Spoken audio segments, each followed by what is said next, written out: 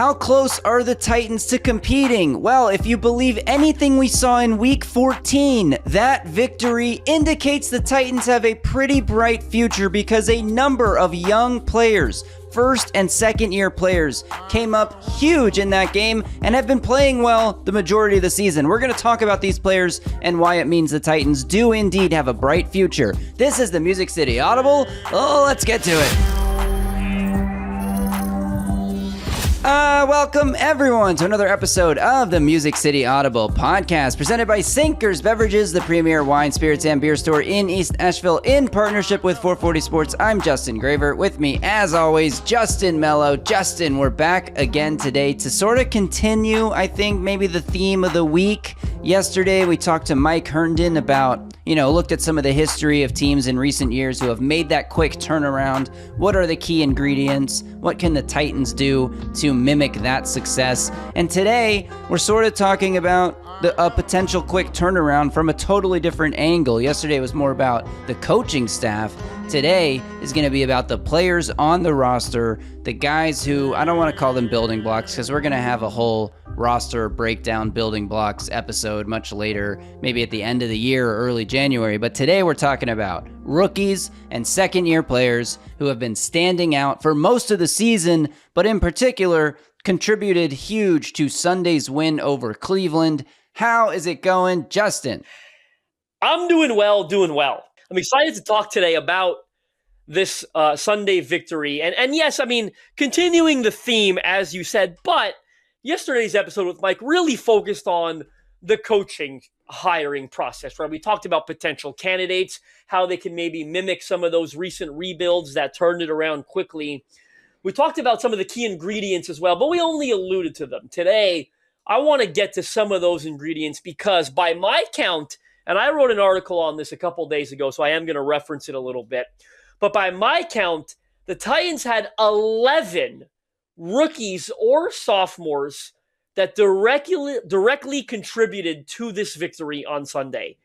That is pretty wild to me that number, I'm not gonna lie, before I wrote the article, I didn't think it was that many. I kind of got myself into a trap having to write about that many players because I didn't quite realize that it was that high. And I don't have this in front of me, but leading up to that game, I did a podcast on a Browns-based podcast. And that gentleman informed me that the Titans, I think, are second in snaps played by rookies this year. We know this is a young football team, but the numbers, that's been listed on multiple broadcasts over the last couple of weeks. They've been talking about the top rookie snap counts. Browns, Titans are second. Jets are in the top 5 as well. And it's these are the teams that are some of the worst in the NFL, but they're getting these young players valuable reps and valuable experience. No doubt about it. So Titans are second most in snaps played by rookies this year. No surprise you're losing when that's the case. As you said, that data tends to align with struggling football teams. The Browns are number 1. The Jets are high up on that list as well. I imagine the Saints are fairly high now that they've got, Tyler Shook playing quarterback and they've got Kelvin Banks playing tackle for them. A ton of those teams are struggling, but I didn't quite expect this number to reach 11. And I'm going to be blunt with you. I don't want to oversell this topic either.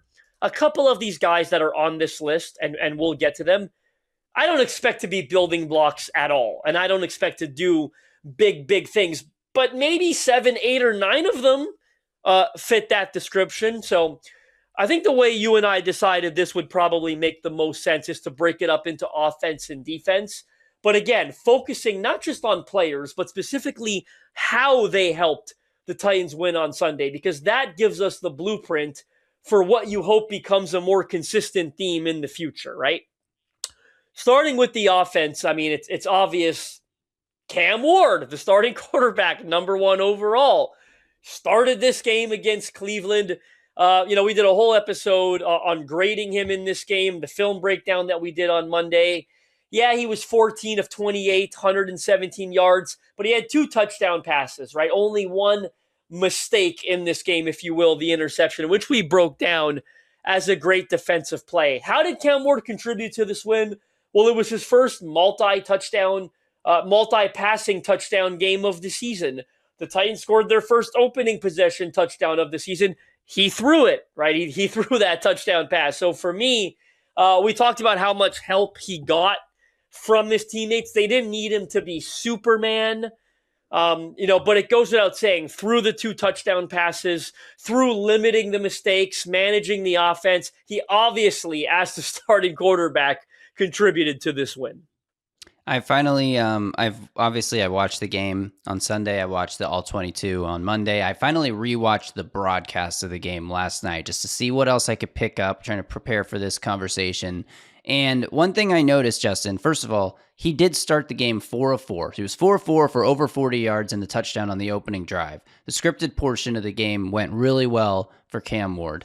And the other thing that I picked up on, he threw his last pass attempt of this game with over 9 minutes left in the fourth quarter. So if you're wondering why his production was a bit limited, over 9 minutes left in the fourth quarter when he threw his last passing attempt. He didn't get to throw again. That's going to limit any player's production if they don't throw the ball for the last 9 minutes of a game. Obviously, trying to protect a 2-score lead there, the Titans were being extremely conservative against a good defense with a great pass rusher, an all-time great pass rusher who could, if you drop back and miss a block and he strip sacks your quarterback, that could change the outcome of the game. So I'm not getting on the staff for their decision to go ultra conservative. You'd hope against an opponent that has like a really good offense that can score 14 points in 5 minutes quickly, that you would continue to try to like pour on the points and just like bury them under a mountain of points. But in this matchup, that's not what this game called for. So I don't hate the decision, but you look at all the times that Cam Ward had to dirt a quick screen pass because he's getting blown up by, a backside defender on a play action fake, or the drop by Van Jefferson. There was another one right on the sideline that we haven't ever talked about on the show to James Prochet that on the broadcast angle looks like it's too far out of bounds. But if you watch the end zone angle of the All 22, it's like literally it couldn't have been a more perfect pass. And Prochet just can't like slow his momentum down as he's heading toward the sideline to catch the ball and get both feet in. There are a number of instances where if the receiver makes a better play or if the defense doesn't blow up the play quickly and force Cam to throw it away, that his completion percentage could have been much higher than it was. So I think, you ask how he contributed to the win. Like, he managed the game really well. He executed the plays. He threw 2 touchdown passes. We love Cam Ward as the potential future of this franchise. And I still through 14 weeks have not seen any indication that he won't be at least a league average quarterback with a better environment and surrounding cast and coaching staff. You took the words out of my mouth, and I didn't think you were going to. I hate when you do that. I was going to say, all kidding aside, that I think, you can say this every week, but the Van Jefferson drop and the couple that he dirted, this could have easily been an 18 for 28 game. And you feel a lot differently about 18 for 28 probably than you do about 14 for 28. But it is what it is. I won't spend a lot of time on this next guy.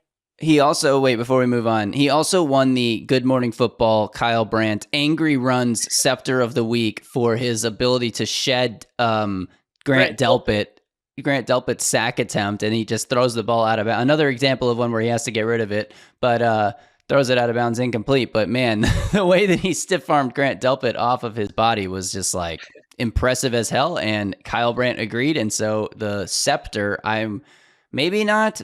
Oh, Tavondre Sweat got it last season. I was going to say for the first time since Derrick Henry, the scepter comes back to Nashville, but no. Forgot about Tavondre Sweat against the Bengals picking up a fumble and rumbling down the field, and he got the scepter that week as well. So anyway, the next guy on the list, who I'm going to run through rather quickly, is Alec Iomanor, right? Because he caught the opening touchdown, opening possession score was a 14-yard catch, was his only catch of the afternoon, right? So not a whole lot of time to spend on him. But if you go back to Monday's film breakdown episode, you and I couldn't have been more impressed with how Alec Iomanor handled that rep, right? Selling the run fake just so beautifully in order to kind of get Denzel Ward biting on it and creating that 5 yards of separation initially, just executed to perfection. Now, I don't know what the future holds for Alec Iomanor and where he's going to be in the Titans receiving pecking order. I'm starting to think, and we've said this a couple times, I almost see a Nick Westbrook-Akine career arc. I don't know that he's ever going to elevate to a crazy level. But I do think he's going to be a really good, consistent pass catcher and a consistent threat in the red zone. I mean, remember, NWI's last year here, he had like 8 touchdown catches, right? Alex got at least 3 already this year as a rookie on a really bad passing offense. So I think he's always going to be, a QB-friendly target for Cam Ward, especially when they get down in the red zone, hopefully. And here's a stat that I didn't expect to still be true in week 14. You know which one I'm going with? Because, he missed some time hurt. He kind of cooled off. He still leads all Titans pass catchers in first downs this year. He's got 21. I would have bet a lot of money that Chig holds the lead in that stat right now, but he doesn't. It's Alec Iomander with 21. So he deserves a tip of the cap for his big-time contribution on Sunday. I thought you were going to go with he's still top 10 in the NFL in rookie receiving yards because he jumped out of the gate this year with a couple of big productive games and has been, as you said, mostly quiet since then. But he is still 10th amongst all rookies. That includes, Tyler Warren, Harold Fannin Jr., Aronde Gadsden, Colston Loveland, Mason Taylor. That's 5 tight ends on the list. Yeah.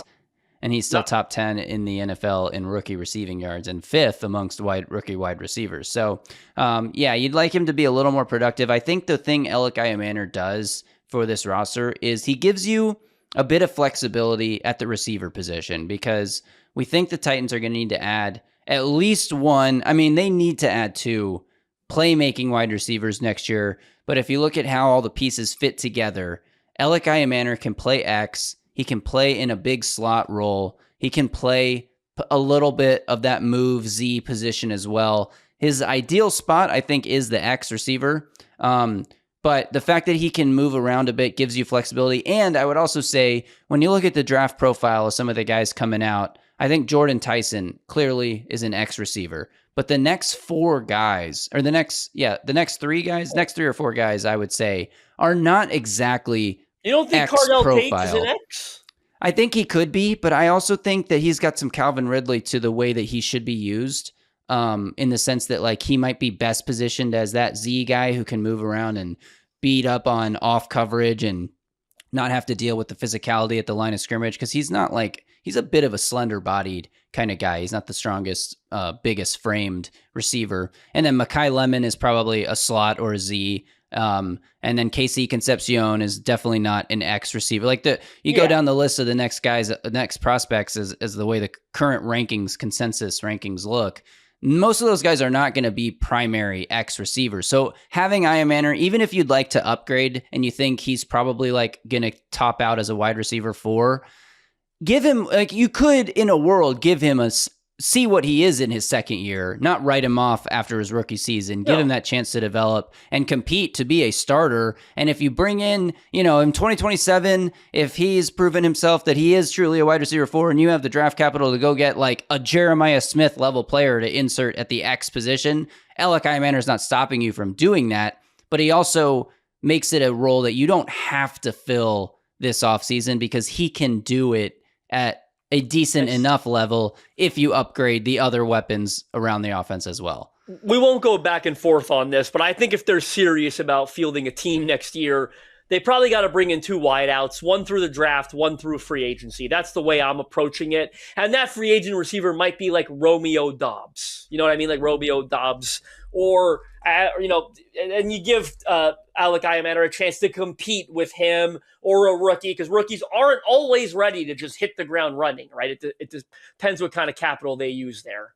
The next player I'm going to get to is the other receiver who caught Cam Ward's touchdown, Chimere DK, who, again, we broke down that touchdown on Monday's film breakdown. Really good schemed up play, great usage of DK's skill set, great way to get him schemed up on that. He only had 5 catches for 24 yards, but it was nice that he caught that touchdown. And he returned the opening kickoff for 40-something yards, got the Titans in great field position for that opening possession score to Iomander. So I remain high on DK. Scared off the Browns from kicking it to him for the rest of they kicked touchbacks for the rest of the game. They said, we'll give you the ball at the 35-yard line because we don't want this guy to... that's such a respect of his skill set, because taking the ball at 35, I'll take that every single time. And I know Mike McCoy will as well. He probably almost kicked a field goal from the 35 after the touchback. So big fan of what DK has done for them this year. All-purpose yards, all-pro kick returner, punt returner, all that good stuff. He continues to impress. I just can't wait to see what his ceiling really is, because he could be a guy that, I mean, I don't think he's a wide receiver one, but like he's had games this year where you might think he could be that level of player, like body type comparison, maybe a little Amon-Ra St. Brown, like maybe a faster Amon-Ra St. Brown type of player operating mostly out of the slot with some boundary snaps, some Z snaps is in there as well. So yeah, I think like we've seen so much potential and promise from DK that we're pretty comfortable putting him, if we are separating them into building blocks versus not, that putting him more in the building block category. So yeah. Yeah, I'm a lot higher on his future outlook than I am compared to Io Manor, for example. Same. Really like what DK's been doing.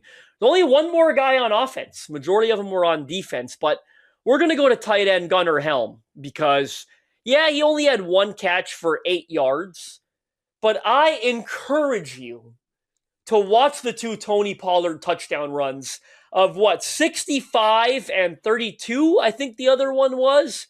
Gunnar Helm with outstanding blocks on both of those plays. You can just go back and watch those 2 if you'd like.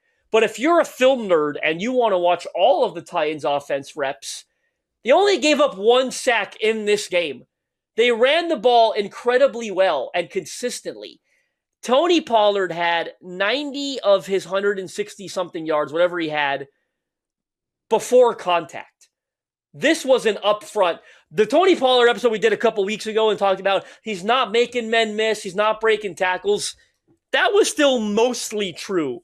Yeah. In this game. He did a better job of that, especially on the 65-yard run. Like, he ran away from defenders. Like, I didn't think that one was going to go in the end zone. He gets some credit for that. But the point is, 1 sack against a Browns D-line that has Myles Garrett, running the ball the way they did. Gunnar Helm consistently helped out as a run blocker and in pass protection. Yes, he only had 1 catch for 8 yards. I want to see them target him more. I love what he does in the passing game, and but he was really good, did some really excellent selfless work in this one. Yeah, and that's the biggest area where he has to prove that he can be a high-level NFL contributor, is as a blocker in that role. And that's like one of the biggest differences between the run game in this effort against Cleveland versus the previous few weeks when the run game struggled, is that the tight ends, like you said, Tony Pollard wasn't like significantly better individually. No. It's not like he created those big plays by breaking tackles in the backfield and weaving around and through defenders. Like, I did not expect him to get all the way to the end zone on the 65-yarder. Like, I definitely thought somebody was going to tackle him. Great downfield blocking by Van Jefferson on that play as well. But yeah, Gunnar Helm takes out 2 defenders. He's running down the field with a corner or a safety, and he throws him into another defensive back to take him out. Really awesome stuff. And if you go back to Gunnar Helm's junior year at Texas, he was pretty much a blocker. That's like what he did. And he talked about this a lot during the spring when people were talking about, media guys are asking him, and women, not just guys, Titans media, sorry, asking about him as a blocker and like how much, have you taken, like, you understand you need to improve in this area, almost like telling him, hey, you're not really that good of a blocker, are you? And he's like, well, if you go look at my college film, I was a blocker until last year. Like, that's all I did was block until last year. And I do think it took him a second to catch up to, like, the NFL level requires a bit higher, NFL requires a higher level of execution and blocking. And also just getting back into that being a primary role, because he really was just a receiver his last year at Texas. So I think he's getting the hang of it. I don't know if this is matchup based. We'll definitely look for more consistency in this area from him down the stretch. But we've pointed out his blocking on other plays. I believe the DK touchdown against the Colts, like, Gunnar Helm is one-on-one with a defensive end, giving Cam Ward enough time to make that deep throw. And I would love to see that continue. But I think we know for a fact Gunnar Helm enters next season as tight end 1 if the Titans do what we expect, which is let Chigakonkwo walk in free agency.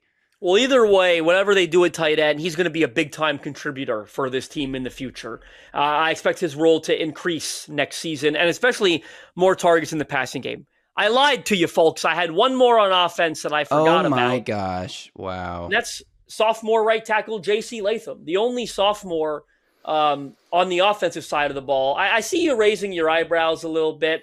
Listen, He was whistled for 2 penalties in this game. Continues to make mental mistakes that he's got to eliminate.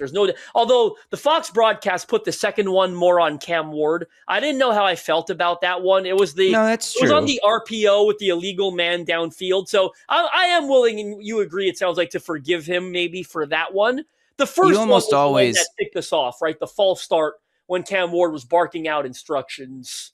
Yeah, and I got to that last night in the broadcast, and I had to rewind and rewatch it because honestly, the movement that J.C. Latham does before the snap, I'm not saying he didn't false start. I thought it was a false start. I saw the replay. It might be the smallest amount of movement I've seen called for a false start in like the last 3 years. Enough. It was like the tiniest hitch the Browns back. Did a great job of calling it out, though, right? Like, if he inhales sharply, that's what it looks like. If you just take a breath in, that it was less movement than that. But the second one is definitely a quarterback issue. If it's a quick pass RPO, the offensive line is run blocking. If you're going to throw the ball, you have to do that instantly. So you want to see him eliminate the mental errors, but what he's not getting enough love for in this game, how often did the Titans triple team Myles Garrett? How often did they shift protection to the left side? We saw Peter Skoronski paying a ton of attention to Myles Garrett. Now we know Peter Skoronski can't help J.C. Latham, but the point is we saw Corey Levin helping Dan Moore. If Corey Levin could help the left tackle, he could help the right tackle, right? But he's helping the left tackle. What does that do? That left J.C. Latham on an island pretty much all of the time. He didn't give up a sack in this game. I think he gave up 1 pressure, according to PFF. And the eye test, we watched the tape, you and I, clearly. We did the all-22 film breakdown, agreed with that. J.C. Latham was pretty flawless in pass protection in this game on an island, and he earned his highest score from PFF of the season in pass protection. Was like an 80, I think right on the dot, roughly. So I continue to be high on J.C. Latham. Yeah, the mental mistakes are frustrating. But again, I think he tends to have like 1 to 2 really bad reps per game, and the rest of it is pretty good. And we're focusing on those 1-2 mistakes because they're glaring mistakes. They're dumb penalties. They're giving up a sack at an ill-opportune time or a pressure, things of that nature. But I thought J.C. Latham deserves a lot of love for the job he did in one-on-ones in this game. Yeah. I think it's kind of similar to how we've talked about Cam Ward at points this year, where it's like everyone on the offense has to be perfect. And if it's not perfect, then bad things happen. There's no answers for what happens if something goes wrong on this play. So when J.C. Latham does, make a mistake or have a mental error, it's like you said, it's glaring. It's like it killed the whole drive because this team doesn't have the players or the coaches who can overcome 2nd and 15. I mean, not that many, no team designs anything for 2nd and 15, but the Titans especially cannot. They can't just throw a screen and pick up 18 yards on it, If they have a 3rd and 15 run for Tajay Spears and he actually picks up the first down, it gets called back for a hold. Like that kind of stuff happens to them all the time. So I do think the sack that he gave up, PFF credited that sack to him, which honestly, if you rewatch it, like makes no sense if I recall correctly. I mean, he's got Garrett out there, but it's him and Zeitler. Garrett has a huge loop around from the left end spot. He comes all the way around and runs through the B gap between Latham and Zeitler. And I thought it was Levin. I thought he ran between Levin. I remember seeing Levin involved in that rep. Well, maybe they're moving people. Like there's a lot of defenders going back and forth on this play, and Latham is passing off the inside crasher on that stunt. And he's meant to pick up Garrett, and he picks him up kind of slowly, but also Zeitler doesn't really help him at all. It's harsh. The pocket collapses kind of quickly, but this is one where you'd like to see Cam Ward stand in there in that muddy pocket. He had at least one, if not a couple options, like a check down, and I think it was Van Jefferson breaking free over the middle, where you got to just kind of step through that muddy pocket and get that throw off the way we see the great quarterbacks in the league. You think you have a quarterback dead to rights. Sometimes you're watching a Titans game against some of the top QBs in the league, and it's like, okay, here comes a sack, pocket's collapsing, and at the last second, the ball comes flying out of the mess. I'm not saying Cam Ward, I'm not blaming Cam Ward for not doing that. As he continues to develop and get better as a quarterback, I'd love to see him make a play in that situation to not take the sack at all. That's why I said I'm deciding to overrule Pro Football Focus on this one. Yeah, hell yeah. That's why I said J.C. Latham did not give up a sack in this game. That's really harsh to put that one on him. And number two, it's also just a phenomenal play by Myles Garrett. The only one he made all afternoon. And, Right. just the one time that worked, because he does that a lot, right? Where he kind of loops over, and it worked once. J.C. Latham played a great game.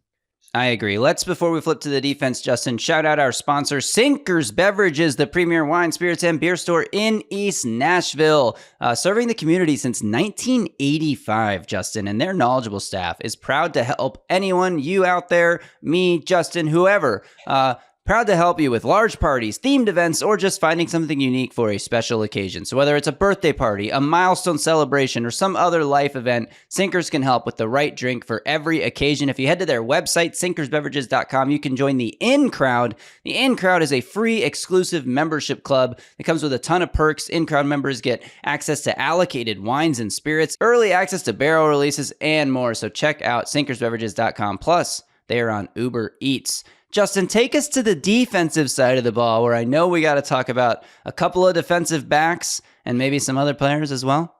Yeah, I'm going to start with Marcus Harris. Now, the rookie corner who, in back-to-back games, has played 100% of defensive snaps while kicking on both occasions from nickel to the outside due to injuries in the Titans corner room and just deciding to go light at corner at a really weird time of the season.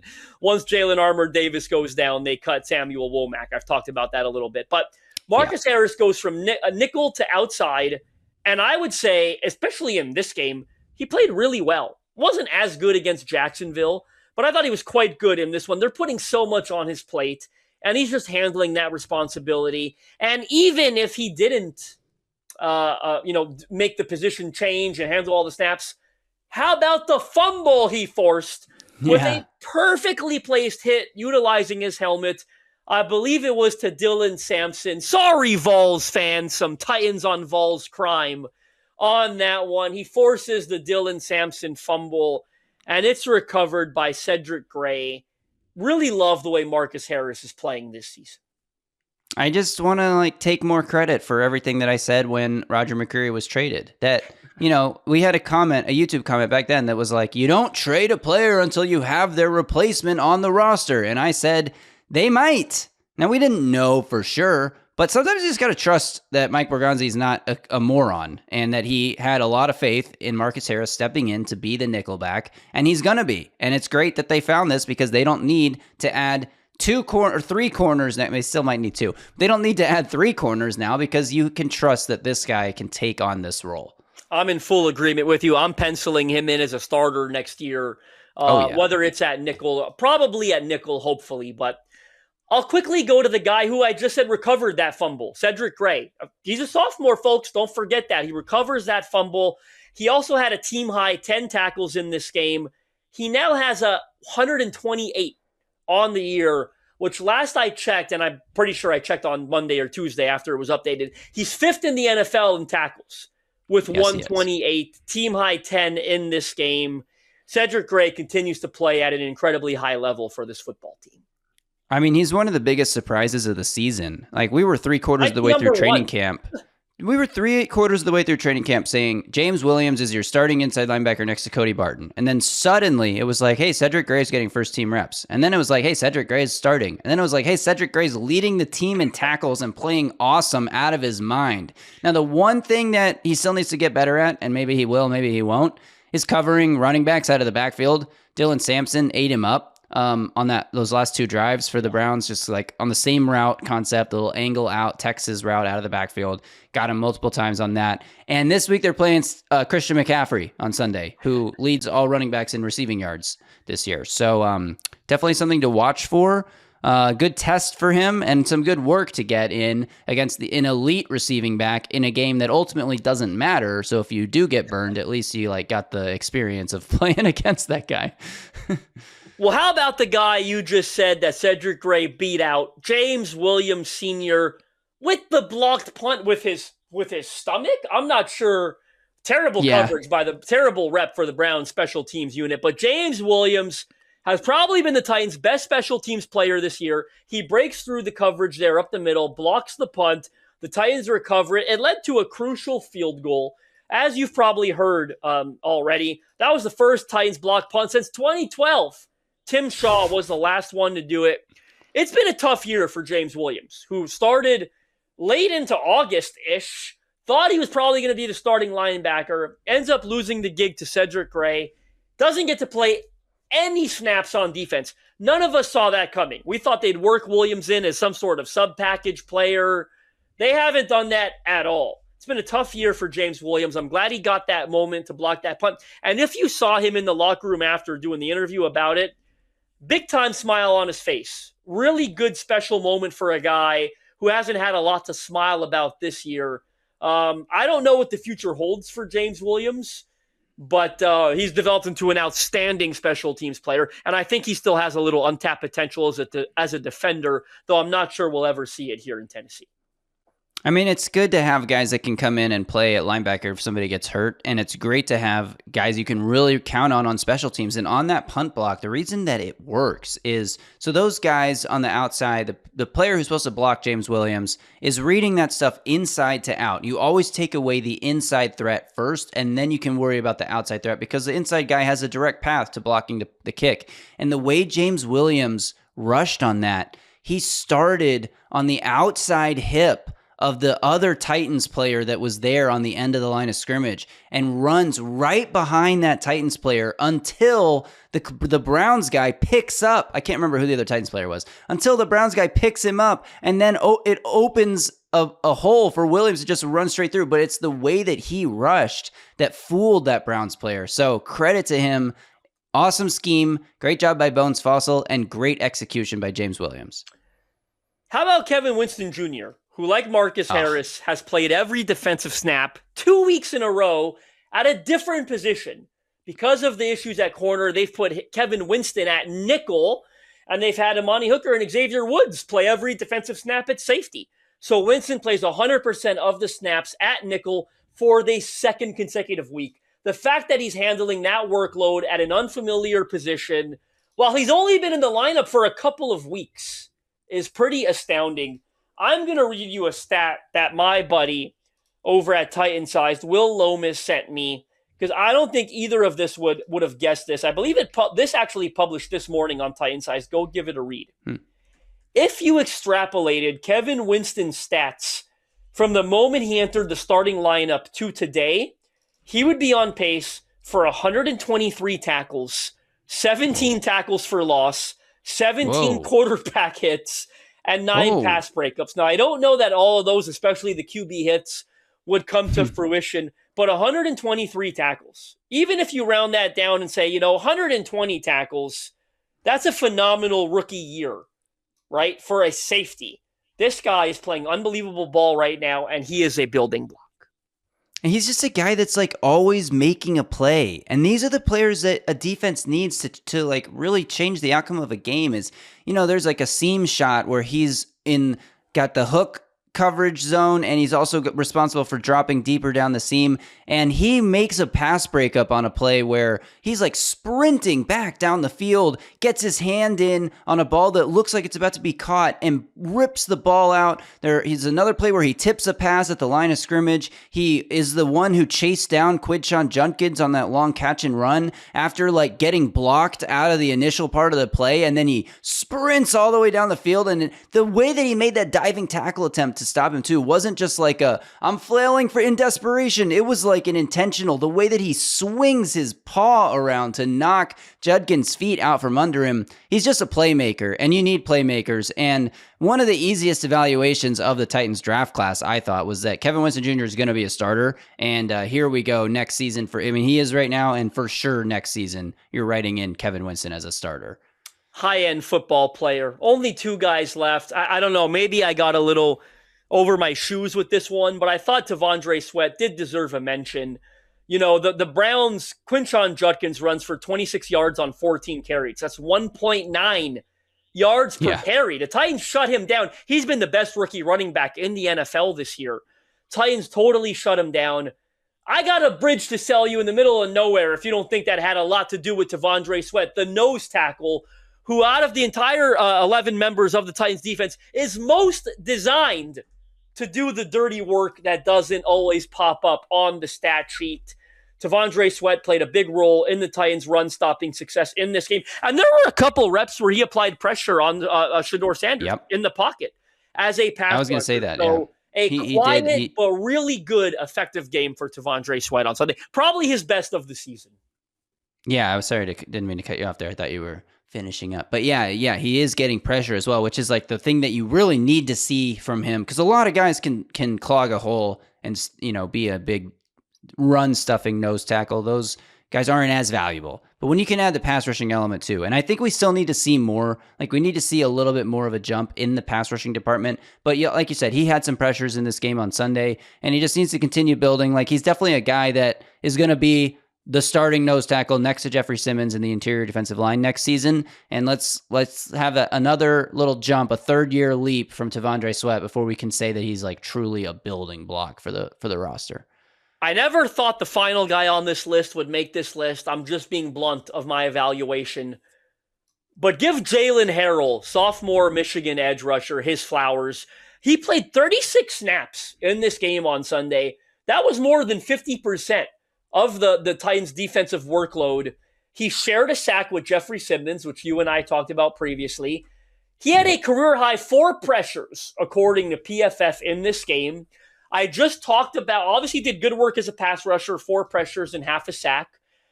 I also thought on tape he did a good job setting the edge. We talked about the Titans' work they did, T'Vondre Sweat, as a unit, preventing the Browns from having any success on the ground. Jalen Harrell was quietly quite good in this game. Again, career high in pressures, half a sack. By far the best he's ever looked in a Titans uniform. Low bar to clear. Right? Every time he's played, I've almost felt like you never see him on the field. He had a really rough rookie year last year. Didn't play much, but when he was out there, he just looked totally lost and not impactful at all. Jalen Harrell absolutely made an impact in this game. Shout out to him. And I think he flashed a little bit against the Jags last week, and maybe even against the Seahawks. Like, he's been growing, but this was really his best game, and I thought he popped a lot. And I don't think that he's necessarily a guy that you're going to count on next year. No. But throw him in the mix and let him compete and see if he ends up as your third or fourth edge who can give you a handful of good snaps a game. Third would be probly in a bad spot, but he's going to be on the roster bubble next training camp. Third means that you drafted all offense in the first round. Right. Year. Like you got 2 picks and you went like Carnell Tate, Jeremiah Love, right? So yeah. But shout out to Jalen Harrell. In conclusion, we're going to wrap up this episode by saying 11 rookies or sophomores, okay? 6 of them were rookies from Mike Borgonzi's, obviously, from Mike Borgonzi's class this past year. That is incredibly encouraging. And because I don't want to oversell it, I'm going to be blunt. I've always been hard on Ran Carthon. Though 5 of them that made this list were from his 2024 class, 2 of them were James Williams and Jalen Harrell. Like, I'm not going to pretend that there's a lot of hope there going forward. But hopefully, J.C. Latham, T'Vondre Sweat, and Cedric Gray, I'm not just hopefully, all 3 of them do look like future building blocks, assuming Borgonzi doesn't hate one of them like Latham or Sweat and trade one of them this coming summer like he did Jarvis Brownlee, sorry. I wouldn't rule that out, especially with Sweat. But the point is, 6 rookies. Mike Borgonzi knocked this out of the park. And we have like Cam Ward, Kevin Winston, Marcus Harris, Simare DK, Gunnar Helm. I'd say we have high hopes for all 5 of those guys as at least starting caliber players. Especially true of like Harris and DK and Helm. Maybe never superstars, but starting caliber players.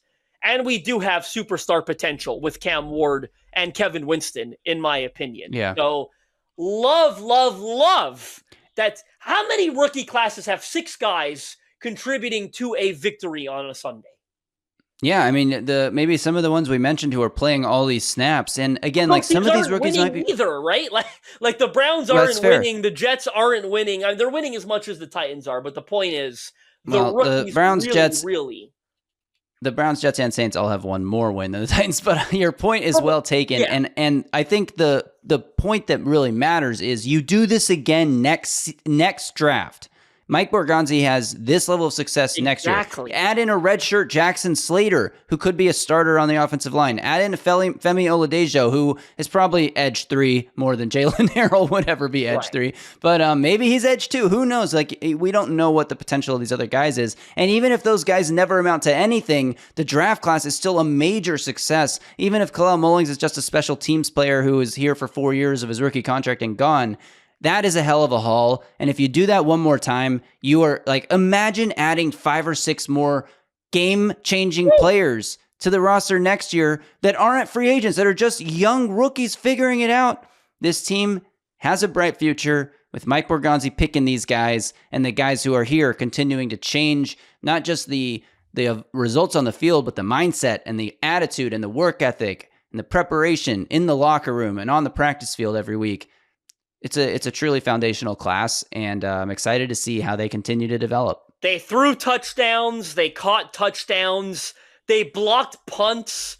They blocked on long touchdown runs. What didn't this rookie? They played 100% of defensive snaps at unfamiliar positions. What didn't this rookie class do on Sunday, I guess I should say. And they got a lot of help from some of the sophomores as well. The future is bright in Tennessee, ladies and gentlemen. That's going to do it for this episode of the Music City Audible podcast. We will be back tomorrow to discuss the unthinkable, the unfathomable. Could the Tennessee Titans go on a win streak? A what? Insert the playoffs? Win streak? We are going to discuss that tomorrow, as they have a game on Sunday against the worst defense they've played this year in the San Francisco 49ers. Niners are vulnerable. Could the Titans shock the world? We are going to talk about it tomorrow. Until then, and a reminder, we have Nate Washington coming up next week. Don't forget that. Until tomorrow, y'all stay safe out there. And tighten up.